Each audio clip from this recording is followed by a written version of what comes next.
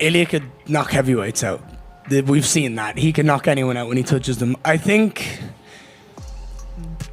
Ilia versus Islam is the biggest fight the UFC can make, hands down, in my opinion. You've got two-weight world champions.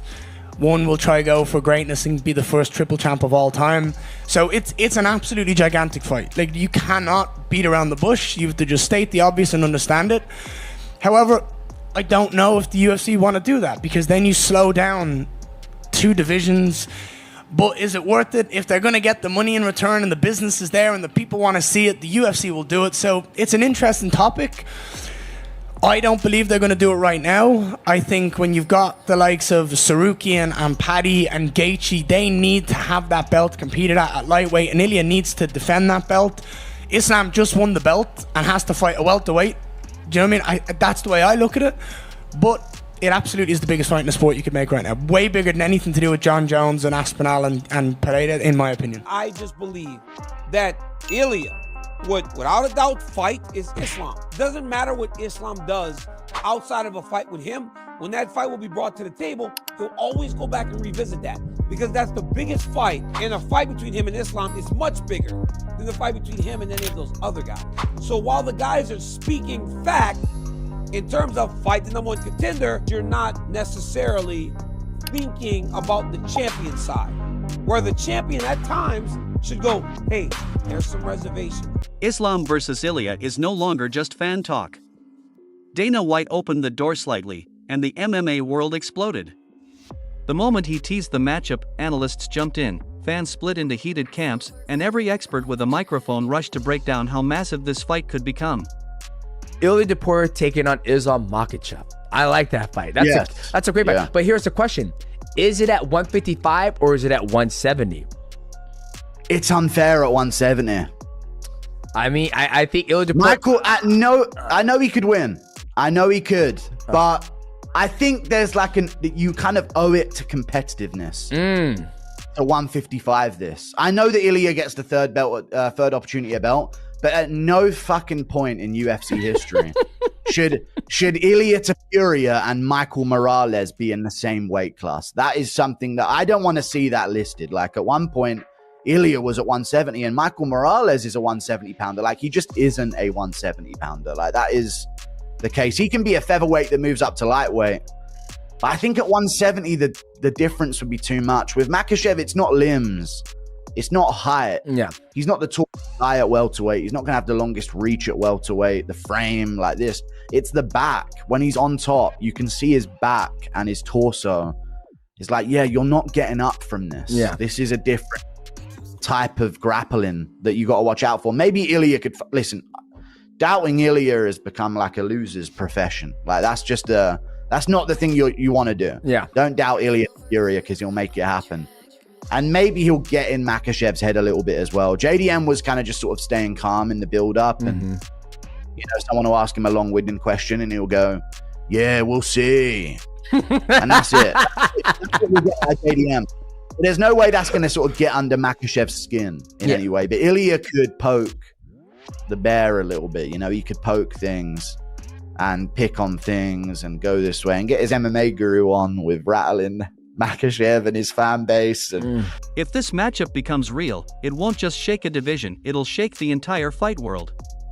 Joe Rogan described Khabib's camp as a place where distractions die and champions are built through pure, relentless obsession. No nightlife, no scrolling, no shortcuts, just a constant cycle of grinding, drilling, recovering, and repeating. That's the same environment that shaped Islam Makhachev, the version of him now being lined up for a collision with Ilia Topuria. And when you take a fighter forged in that pressure cooker and match him against a precision striker like Ilia, you don't get a normal fight. You get two completely different worlds on a direct, unavoidable collision course.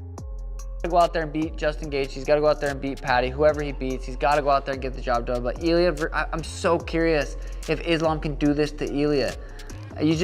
Ilia, he matches that skill set, and I just feel like it would be a lot closer of a fight than Jack versus Islam was. That's the fight. If this matchup becomes real, it won't just shake a division, it could shake the entire fight world. Joe Rogan described Khabib's camp as a place where distractions don't survive and champions are forged through pure obsession. No nightlife, no scrolling, no shortcuts, only a relentless cycle of grinding and recovery. That's the environment that molded Islam Makhachev into the machine he is today, the version now being discussed for a collision with Ilia. And when you combine a fighter built in that pressure cooker with a sniper like Ilia Topuria, the result isn't just a fight, it's two completely different worlds on a direct, explosive collision course. Unbelievably grueling training sessions, and that was one of the things that was so apparent, like with his endurance and their discipline was like second to none. They were like, no girlfriends, no phones, no bullshit, no video games, fuck you, we train. Yeah. And recover, train, eat, recover, train. And you wanna really be a champion, this is how you have to work. And this is how Islam Makhachev is so good. That's why Khabib is so good. Those guys are disciplined. Ilia isn't sitting quietly while the narrative around this matchup grows. Right after Joe Rogan praised the relentless grind that shaped Islam, Ilia fired back with a sharp, confident shot of his own. He claimed, a champion who needs an entire camp just to focus on wrestling is already showing cracks. He even added that if Islam wants to understand real toughness, he should spend time in Georgia. To Ilia, the problem isn't Islam's skills, it's the lack of fire behind them. And with every comment, he makes his stance loud and clear. He believes he's the one who will shut Islam down and knock him out when they finally clash, but Javier Mendez didn't let that narrative breathe for long. He strongly pushed back against Ilia's boring label, reminding everyone that Islam just put on one of the most dominant performances the welterweight division has ever seen. Nearly 20 minutes of complete control in Madison Square Garden, a performance already cemented in UFC history. Mendez said Ilia is simply doing what fighters do, stirring the pot, building hype, keeping his name in the conversation. But behind the talk, Mendez made one thing absolutely clear. If Ilia keeps winning and the UFC greenlights it, the fight will happen whether it ends up at welterweight or Ilia reaches higher for an even bigger legacy. Mendez believes the road eventually leads to Islam. And if Ilia truly wants that historic triple champ path, Islam will be waiting. In Islam and he's boring, but I mean, how could you say that moment was boring, right? It was one of the most historic moments in the welterweight division now, right? In Madison Square Garden, an absolute domination, 19 minutes and 10 seconds of control time for Islam. It's incredible. Yeah, no, it was incredible. And, I mean, as a fighter, you got to try to mark up the fights and get everybody involved. And he does a great job of doing that, so let's see what happens, if the UFC offers him, then no problem. I mean, I can't answer for Islam, but I'm saying no problem. Islam and his, Ali, who I consider the greatest manager in the business, will do the right thing for Islam. So, but let's face it, we're going to meet him eventually, whether it's the White House or whether it's another time. Let the UFC decide that, I say.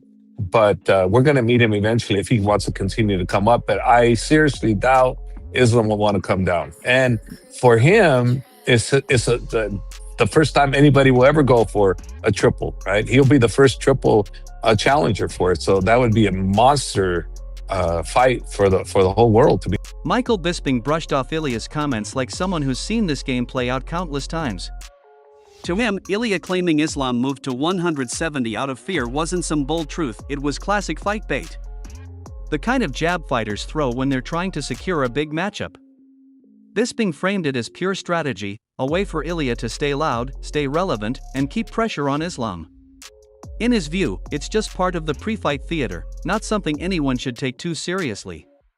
Stuff like that because they want to fight each other. So he's trying to poke the bear and he's trying to get that matchup. Ilia says that Islam ran away to 170 because he was scared of Ilia and all the rest of it. He knows that I'm dangerous. He knows that I'm going to put him to sleep. Even Khabib. That's what fighters do. Don't put too much stock into that. He said you're like the most boring fighter in the UFC or something like that. Can you give us your full thoughts on a fight with him now? No injury, nothing. I don't feel any pains. I'm ready.